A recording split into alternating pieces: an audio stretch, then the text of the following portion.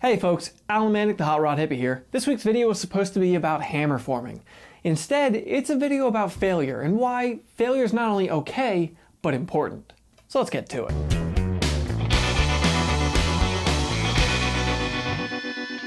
So today's video was supposed to be a hammer forming project. It was supposed to be an endeavor where I was going to create a shape that a viewer had asked me to create for them. They created the form, I was going to create the finished product. And at the end of the day, I failed.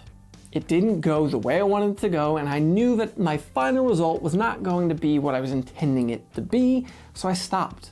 I gave up. And that is okay. And that's what this video is about today.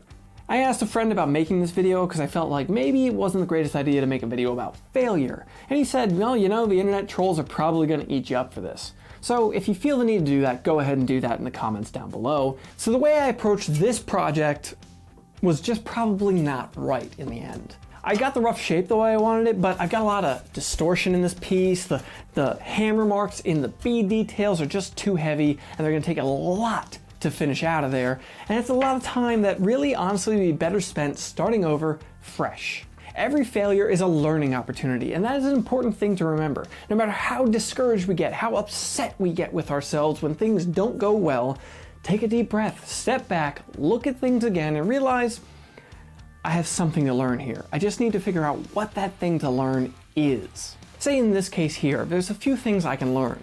This piece, I annealed it because I thought, you know what, I'm gonna save myself some trouble. It's 16 gauge, it's a little hefty, it's gonna be hard to work, it's gonna tire me out. But in doing so, I put some distortion into the piece right off the bat that this form is gonna have trouble getting out of it, putting enough shape and structure into the final piece to get that distortion out of it. I also went with some tools that may not have been the ideal design. When I made this corking tool to use on this project, well, I didn't have the form that I was gonna be hammering into, so I made it too sharp of a radius. It's too round.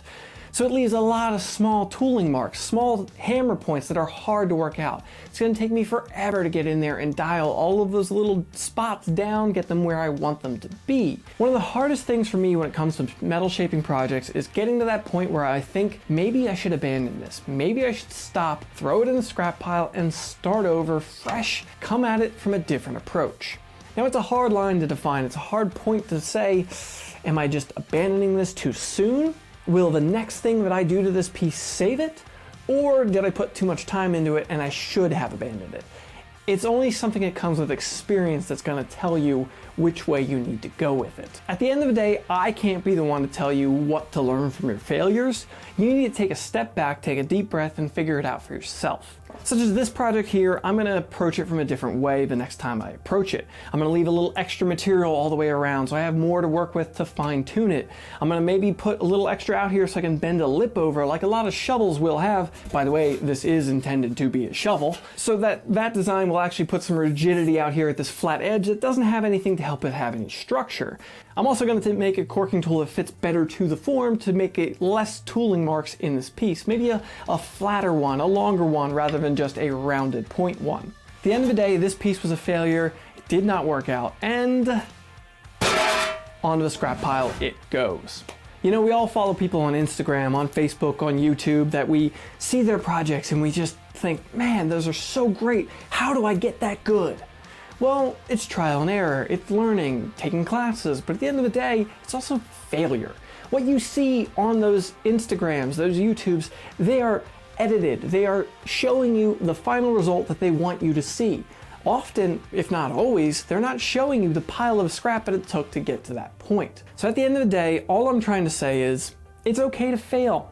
Sometimes you'll approach things and you'll do them great the first time. You're solid, you nailed it. Great, I hope you learned something doing that project.